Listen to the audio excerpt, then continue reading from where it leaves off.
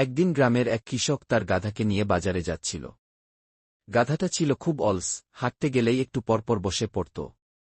কৃষক রেগে গিয়ে বলল, আর পারি না, তোর মতো অলস গাধা আমি জীবনে দেখিনি।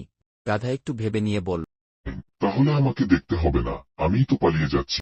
এ কথা শুনে কৃষক অবাক। গাধা যদি কথা বলতে পারে তাহলে নিশ্চয়ই চালাক। গাধা দৌড়ে পালিয়ে গেল। পথে শিয়ালের সাথে দেখা হল। শিয়াল জিজ্ঞেস করল, কোথায় যাচ্ছিস বন্ধু?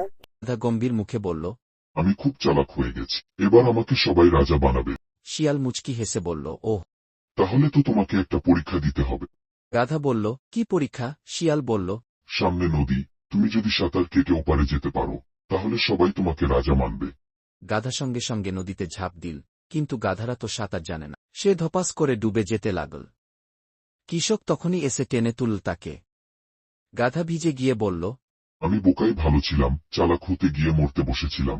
কৃষক হেসে বলল, ঠিকই বলেছিস, সবাই সব কাজ পারে না। এরপর থেকে গাধা আর পালানোর চেষ্টা করল না, বরং খুশি মনে কৃষকের সাথে কাজ করতে লাগল।